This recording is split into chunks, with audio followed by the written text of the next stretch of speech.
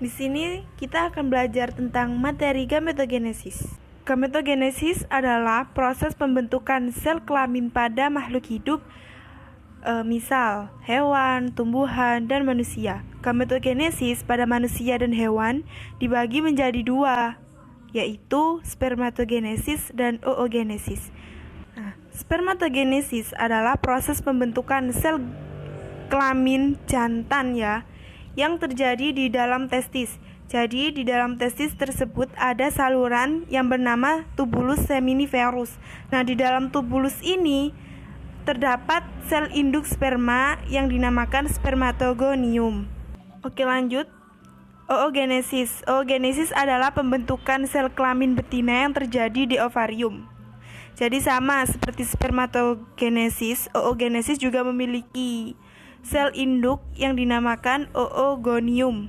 Spermatogonium pada manusia memiliki 44 autosom dan gonosom yang bersimbol XY, sedangkan pada oogenesis memiliki 44 autosom dan simbol XX. Spermatogenesis ini adalah terjadi pada saat si jantan sudah mengalami pubertas, Kalau sudah mengalami pubertas, maka proses spermatogenesis ini sudah mulai terjadi. Sedangkan oogenesis terjadi saat wanita masih berada di fase embrio. Jadi, proses oogenesis ini sudah terjadi pada kita, si betina, pada saat si betina ini masih di dalam kandungan. Nah, sudah terjadi proses oogenesis. Nah, di sini ada proses spermatogenesis. Awalnya ini sel induk sperma atau yang disebut dengan spermatogonium akan mengalami pembelahan secara mitosis. Di sini yang akan menghasilkan spermatosit primer. Nah, spermatosit primer ini akan membelah secara meiosis, tepatnya meiosis pertama, dan akan menghasilkan 2 spermatid sekunder. Di sini, yang salah satu spermatid sekunder ini memiliki kromosom X dan kromosom Y. Lanjut, spermatid sekunder akan membelah secara meiosis, tepatnya meiosis 2 meiosis kedua, yang akan menghasilkan 4 sel, yaitu sel spermatid. Nah, sel spermatid ini akan diferensiasi atau melalui proses pematangan dan penumbuhan ekor akan menghasilkan 4 spermatozoa yang fungsional. Nah, 4 spermatozoa ini mengandung kromosom X dan kromosom Y. 2 kromosom X, 2 sperma lagi mengandung kromosom Y. Nah, inilah yang akan menentukan jenis kelamin pada individu baru. Oke, lanjut. Selanjutnya adalah proses oogenesis. Sama seperti spermatogenesis.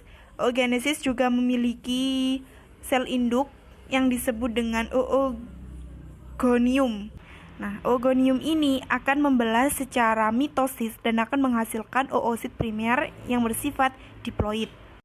Tetapi oosit primer tersebut akan menghentikan proses pembelahannya di profase meiosis 1 sebelum masa pubertas.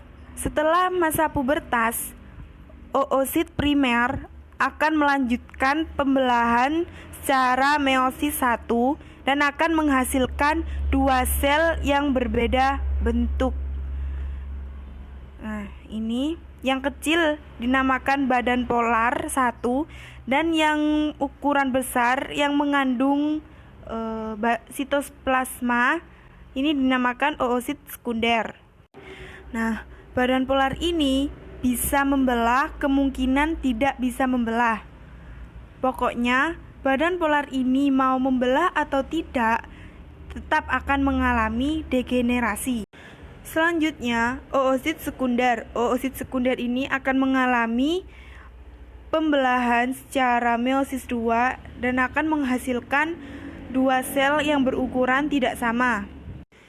Sel yang berukuran lebih besar dan mengandung sitoplasma dan kuning telur ini disebut dengan ootit. Sedangkan sel yang kecil ini adalah badan polar 2. Nah, sel yang kecil ini atau yang disebut dengan badan polar akan mengalami degenerasi atau mati karena tidak memiliki sitoplasma untuk menutrisi. Selanjutnya, ootit ini akan mengalami proses pematangan dan pertumbuhan dan akan menjadi ovum atau sel telur yang fungsional, dan apabila ovum tersebut dibuahi oleh spermatozoa akan menghasilkan zigot. Oke, selanjutnya kita akan membahas tentang gametogenesis pada tumbuhan tingkat tinggi, di mana dimaksud dengan tumbuhan tingkat tinggi ini itu terjadi pada tumbuhan yang berbunga tertutup atau disebut dengan angiospermae. Sama seperti gametogenesis pada manusia dan hewan, gametogenesis pada tumbuhan ini juga dibedakan menjadi dua macam, yaitu mikrosporogenesis dan megasporogenesis. Mikrosporogenesis adalah pembentukan gamet jantan, sedangkan megasporogenesis adalah pembentukan gamet betina. Jenis kelamin tumbuhan jantan dinamakan dengan benang sari. Benang sari ini tersusun atas kepala sari dan tangkai sari. Ini ya kepala sarinya. Kepala sari atau kantong sari ini disebut dengan anter. Nah, di dalam anter di sini terdapat ruang-ruang sari. Nah, di dalam ruang sari terdapat serbuk sari atau disebut dengan polen. Sekarang beralih ke alat kelamin betina. Nah, alat kelamin betina ini dinamakan dengan putik. Putik tersusun dari kepala putik, ini kepala putik dan tangkai putik. Nah, putik ini juga memiliki ovarium atau disebut dengan bakal buah. Di dalam bakal buah merupakan tempat terjadinya sel telur, pembuahan dan pertumbuhan pada biji. Nah, apabila si ovarium ini mengalami pembuahan akan membentuk bakal biji. Ini di tengah ya. Berikut adalah proses mikrosporogenesis. Nah, mikrosporogenesis memiliki sel induk yang dinamakan mikrosporosit. Mikrosporosit ini akan membelah secara meiosis 1 dan meiosis 2 yang akan menghasilkan 4 mikrospora berkromosom haploid yang menempel menjadi satu. Nah, berikutnya masing-masing mikrospora ini akan terpisah satu dengan yang lainnya dan akan berkembang menjadi serbuk sari atau disebut dengan polen. Selanjutnya, polen atau disebut dengan serbuk sari ini akan mengalami pembelahan secara karyokinesis 1. Karyokinesis ini adalah pembelahan secara mitosis tanpa disertai pembelahan sitoplasma yang akan menghasilkan inti generatif atau nukleus generatif dan inti vegetatif atau nukleus tabung. Nah, salah satu dari mereka ini akan membelah secara karyokinesis 2. Yang ini ya, inti generatif yang membelah atau nukleus generatif akan membelah secara karyokinesis 2 yang akan menghasilkan inti generatif 1 atau nukleus sperma 1 dan nukleus sperma 2 atau inti generatif 2. Nah, pada tahapan ini sudah terbentuk gametofit jantan yang memiliki 3 nukleus, yaitu ini nukleus sperma 1 atau inti generatif 1, nukleus sperma 2 atau inti generatif 2, dan nukleus tabung atau inti vegetatif, yang semuanya ini bersifat haploid. Nah, berikutnya adalah megasporogenesis. Nah, megasporogenesis ini terjadi di bakal buah atau di ovarium ya, yang memiliki sel induk yang disebut dengan megasporosit. Megasporosit ini ya.